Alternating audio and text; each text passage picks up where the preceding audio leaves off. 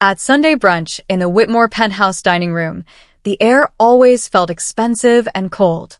My mother-in-law, Victoria Whitmore, suddenly slammed her shiny new designer handbag onto the middle of the table. The heavy gold chain rattled against the fine china, making everyone jump in their seats. She laughed loudly, a sound that lacked any real warmth or kindness.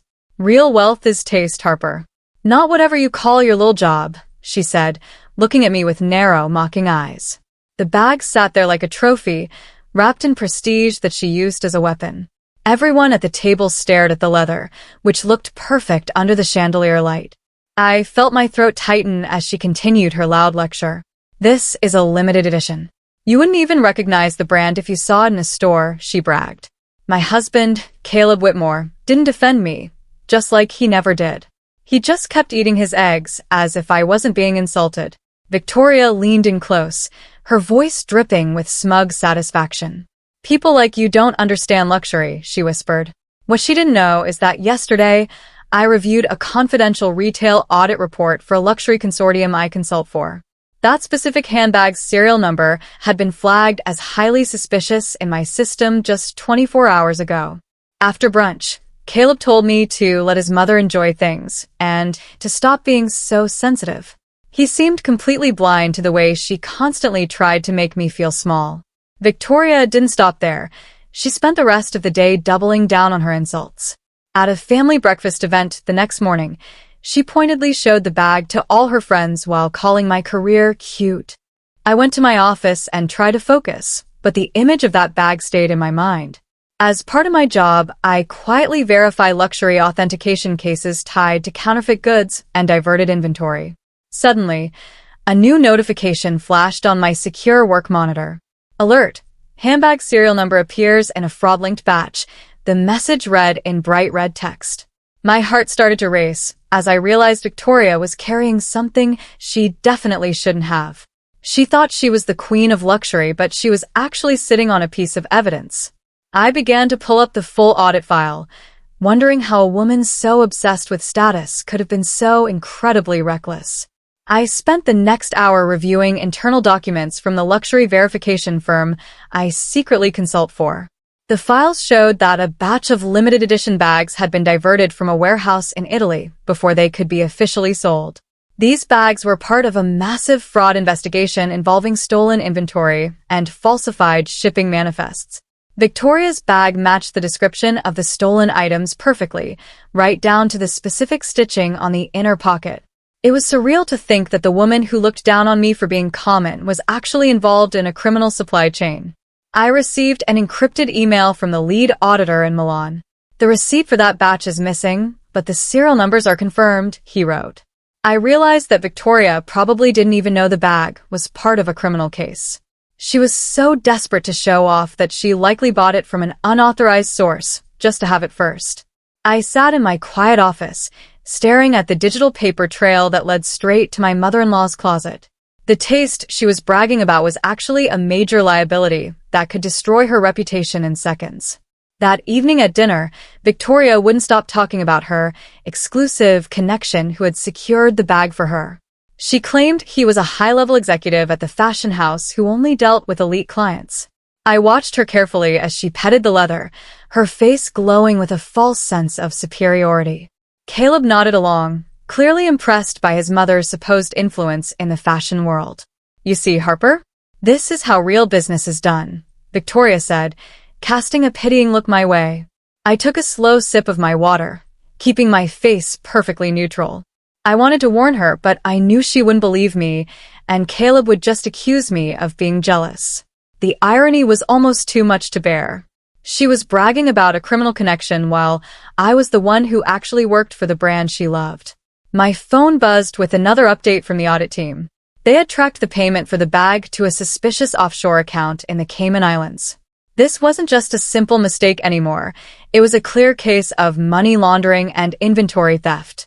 By the middle of the week, Victoria's arrogance had reached an all-time high. She decided to host a luxury appreciation night for her socialite friends, specifically to show off her new collection. She even had the nerve to ask me to help serve the drinks, as if I were one of the hired staff. Caleb didn't see anything wrong with the request, telling me it was just a family favor. I agreed to do it, but only because I wanted to see the bag up close one more time. During the party, I stood near the display and caught a glimpse of the receipt Victoria had tucked into the side pocket of her purse. It looked official, but my trained eyes spotted 3 major formatting errors immediately.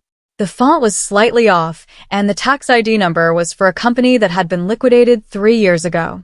This wasn't a real receipt at all. It was a poorly made forgery. Victoria was walking around the room, basking in the praise of her friends, completely unaware that she was holding a smoking gun. I felt a chill of realization. Someone was playing Victoria, and she was too blinded by her own pride to notice the trap. I went back to my office late that night and stayed up until dawn cross-referencing the forged receipt details. I discovered that the signature on the document matched a name I had seen in a previous fraud case. The man who sold Victoria the bag was a known professional scammer who specialized in tricking wealthy women into buying stolen or fake goods. He would provide them with fake receipts and elaborate stories about backdoor access to make them feel special. I realized that if the luxury consortium found out Victoria was in possession of this bag, they wouldn't just take it back. They would launch a full-scale legal investigation into the Whitmore family finances to see where the money came from. Caleb came into the room, rubbing his eyes and asking why I was still awake. Just a complicated audit, I told him, closing the laptop quickly. He just sighed and told me I worked too hard for a job that didn't pay for designer bags. I looked at him and felt a deep sense of sadness. He had no idea that my little job was currently the only thing standing between his family and a massive criminal scandal. The next morning, the luxury consortium activated a Tier 1 compliance protocol for the stolen inventory. This meant that any bag found with those specific serial numbers would be seized by authorities immediately for evidence. I was part of the team responsible for mapping out where the bags had ended up. I sat at my desk, looking at a map that showed a blinking red right over Victoria's penthouse. My boss called me into a private video meeting. "We need to identify the holders of these items as soon as possible," he said firmly. I knew I couldn't keep the truth hidden much longer without compromising my own professional integrity. If I stayed silent, I could be accused of being an accomplice to the fraud.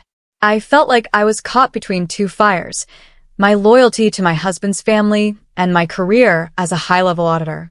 Victoria called me later that afternoon, mocking me for wearing a cheap department store dress to a lunch meeting. She sounded so happy and powerful, never knowing that her world was about to be turned upside down by a few lines of code and a digital receipt. I decided to try one last time to talk to Caleb about his mother's behavior and the suspicious nature of her new purchase. "Caleb, that bag, the way she got it seems a bit risky. Are you sure it's legitimate?" I asked as we sat in the living room. Caleb immediately became defensive, his face reddening with anger. "Why can't you just be happy for her? You're always looking for reasons to bring her down," he snapped. He told me that I was just bitter because Victoria had better taste and more money than I did. I realized then that I couldn't save them from themselves. Caleb was too deep in his mother's shadow to see the truth, and Victoria was too arrogant to listen to anyone she considered below her. I went to my room and sent a secure message to my audit firm. "Confirmed sighting of serial number batch 402 at the Whitmore residence," I wrote. My fingers trembled as I hit the send button. I wasn't doing it out of revenge. I was doing it because it was my job, and because the truth was going to come out regardless of what I did. The clock was ticking on Victoria's pride. Within hours of my report, the luxury consortium's legal team began preparing a formal inquiry. Because the Whitmores were a high-profile family, they wanted to handle it delicately but firmly. I was assigned to be the lead contact for the case, which meant I would have to oversee the entire investigation into Victoria's purchase. It was a surreal position to be in. During family dinner that night, Victoria was in a particularly foul mood. She complained that the fashion house hadn't sent her an invite to their latest private show. "They probably just lost my invitation," she said, clutching her bag tightly. I knew the real reason. They had already flagged her as a suspicious buyer and were distancing themselves. She looked at me and said, "Maybe they saw you at the store and decided the brand was becoming too common." Caleb laughed at her joke, while I just stared at my plate. The common woman was the one who was currently deciding whether or not to send a legal summons to their front door. I felt a strange sense of calm. The more she insulted me, the easier it was to do what I had to do. The following Monday, a formal letter arrived at the Whitmore penthouse from the Luxury Consortium's compliance department. Victoria opened it with an excited look, thinking it was a late invitation to a fashion event. Her face quickly morphed into a mask of confusion and then fury. How dare they? They want to verify my bag, she screamed, throwing the letter onto the marble counter. She called Caleb into the room and demanded he fix it immediately. Caleb looked at the letter and then looked at me, his eyes wide with suspicion. Harper, did you have something to do with this? He asked, his voice low and accusatory. I stood my ground and looked him in the eye. I told you it looks suspicious, Caleb. The company is just doing their job, I said calmly. Victoria was hysterical, claiming that her exclusive contact would never sell her anything illegal. She didn't realize that the letter mentioned the serial number specifically. She grabbed the bag and shoved it into its dust cover as if she could hide it from the truth. I realized that the situation was escalating faster than I had expected. Victoria spent the entire afternoon on the phone, trying to reach the man who had sold her the bag. Each time she called, the number went straight to a disconnected message. She became increasingly frantic, pacing the floor of the penthouse and muttering about clerical errors. Caleb tried to calm her down, but he was clearly starting to get worried as well. If this is a mistake, we'll clear it up, Mom, he said, though he didn't sound very convinced. I stayed in the guest room, monitoring the internal communications of the audit firm. They were already tracing the fraudulent receipt back to a printing shop in New Jersey that was a known front for illegal activities. The evidence was mounting, and it was all pointing toward a deliberate scam. Victoria finally turned her anger toward me, accusing me of cursing her with my bad attitude. You're just happy to see me stressed, aren't you? She yelled through the door. I didn't answer. There was nothing left to say. The luxury she had bragged about was now a chain around her neck, and she was the one who had put it there. The next day, a private investigator hired by the Luxury Consortium arrived at the penthouse for a voluntary inspection. Victoria refused to let him in, screaming about her rights and her social standing. The investigator was professional and cold, simply stating that he would return with a formal court order if necessary. Caleb was embarrassed and tried to apologize for his mother's behavior, but Victoria wouldn't stop.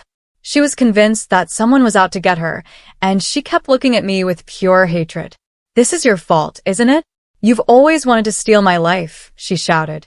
I realized that she was losing her grip on reality as her perfect image began to shatter. I went to the kitchen to get a glass of water, and Caleb followed me. Harper, if you know something, you have to tell me, he pleaded. I looked at him and finally told him the truth. The bag is stolen inventory, Caleb. The receipt she has is a fake. Your mother was scammed, and now she's in the middle of a criminal investigation. Caleb stared at me in silence, the weight of my words finally sinking in. Instead of believing me, Caleb chose to take his mother's side one last time. He accused me of making up a conspiracy theory to make Victoria look bad. You've always been jealous of her wealth, and now you're trying to ruin her reputation with lies, he said, his voice full of disappointment. I realized then that my marriage was as hollow as Victoria's luxury bag. Caleb didn't care about the truth. He only cared about protecting the fantasy of the Whitmore name. I moved my things into the guest room permanently that night. Victoria, hearing that Caleb had defended her, became even more arrogant. She walked around the house with the bag, intentionally bumping into me and laughing. See, Harper? My son knows who the real family is, she sneered.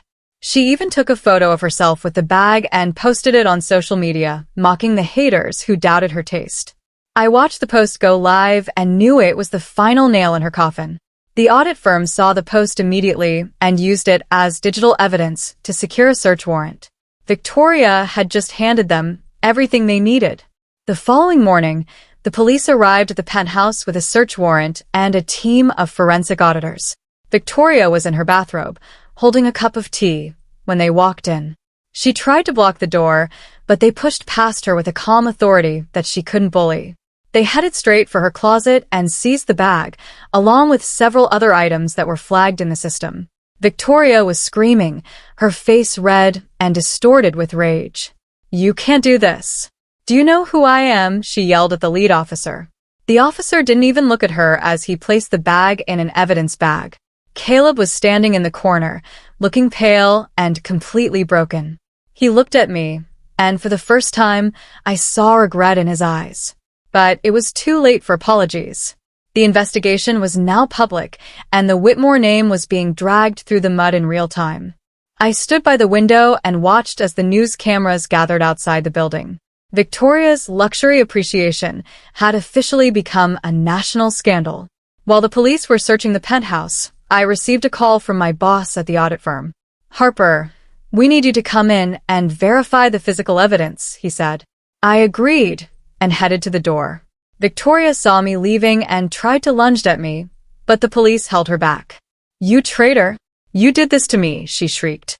I didn't even look back at her as I walked out the door and into the elevator. When I arrived at the station, the bag was sitting on a stainless steel table under bright lights.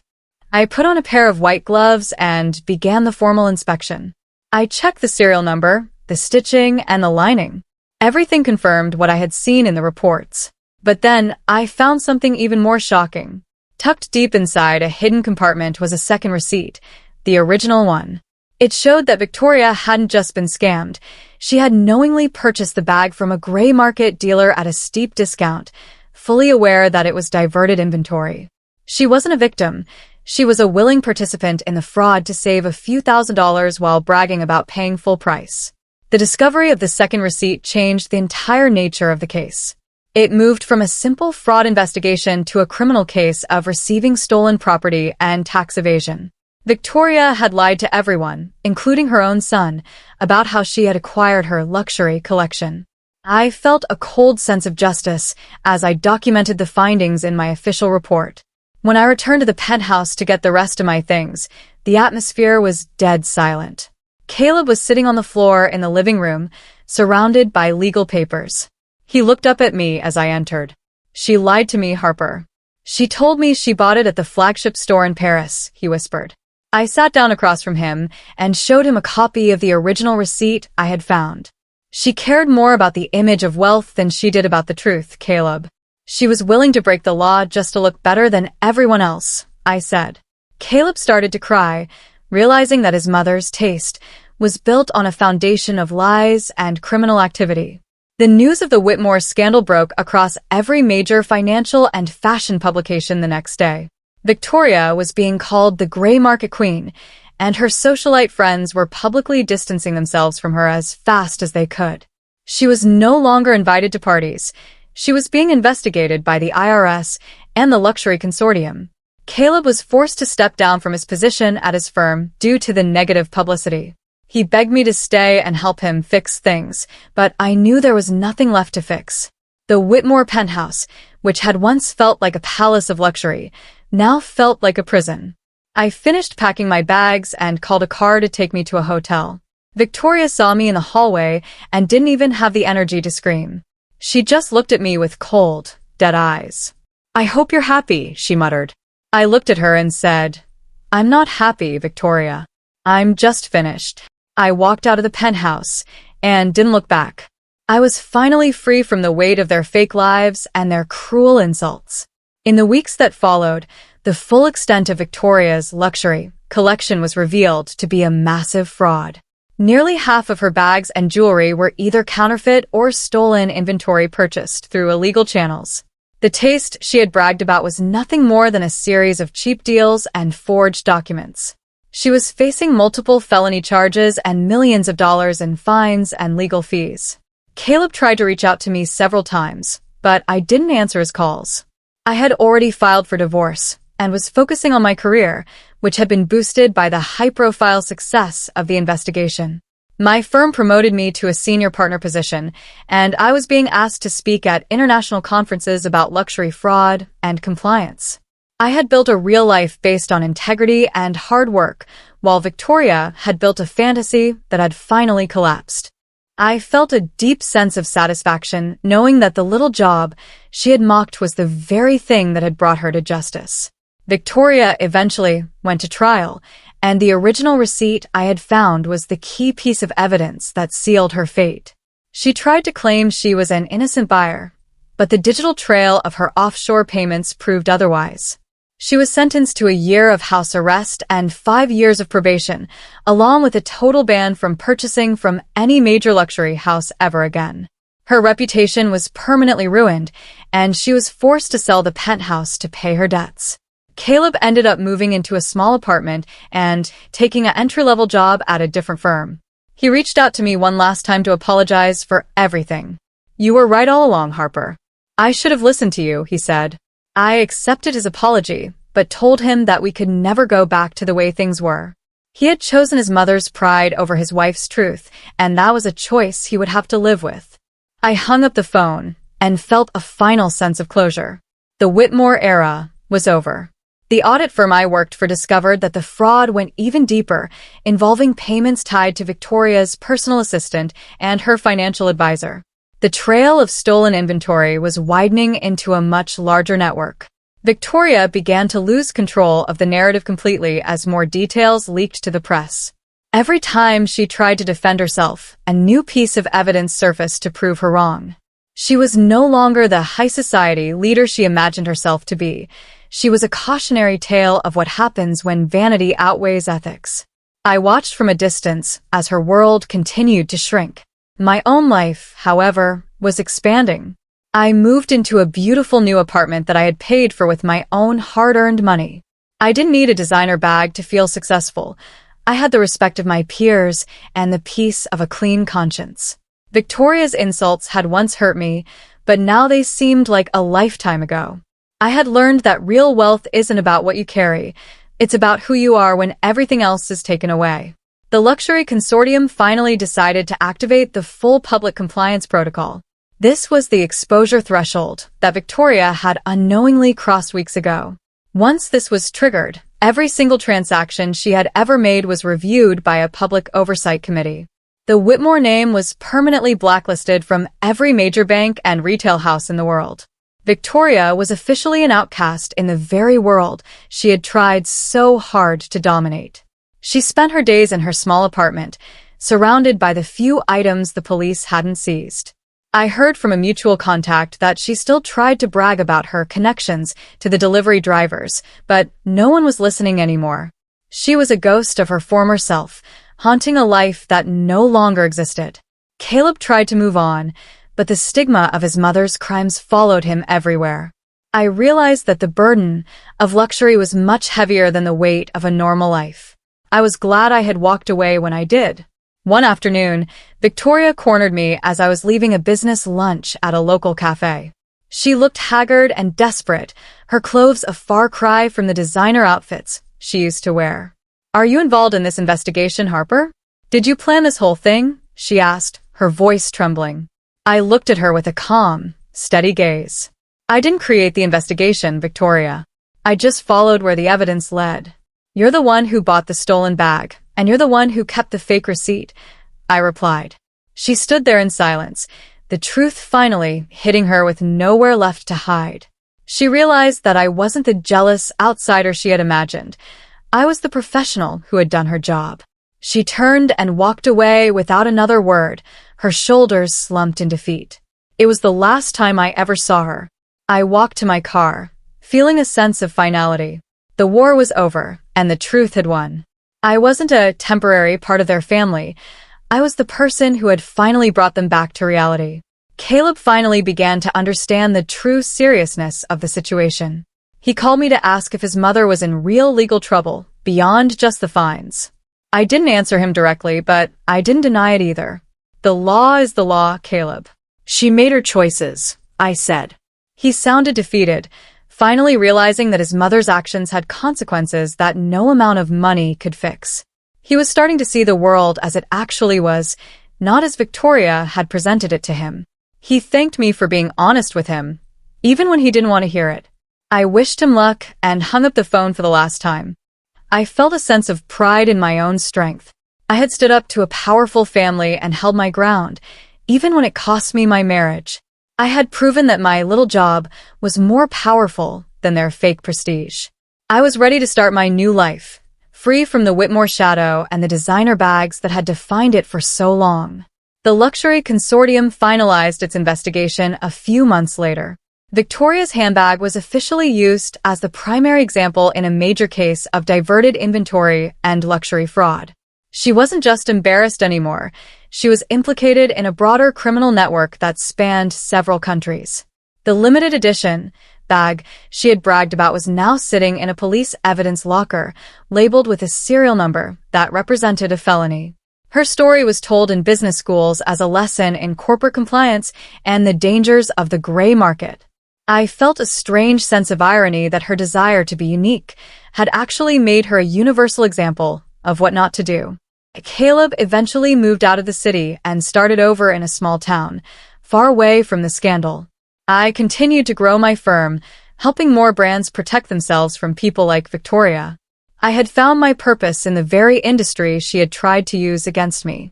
At the final review meeting for the consortium, the original receipt I had found was presented publicly as part of the audit report. The room was full of industry leaders and legal experts, all looking at the document that had brought down the Whitmore name. Victoria was not there, but her legacy of fraud was on full display. I sat in the front row, watching as the lead auditor pointed to the serial number I had first flagged. Caleb stood in the back of the room for a moment before leaving silently. I didn't smile and I didn't attack her. I simply stood up and said, "You called it luxury, but it was already evidence." In that moment, the truth was louder than her pride had ever been. I walked out of the meeting and into my future, a woman who knew the real value of things. I didn't need a designer label to tell me who I was. I had the truth, and that was the greatest luxury of all. My story was no longer about a mother-in-law and a bag. It was about the power of the receipt that changed everything.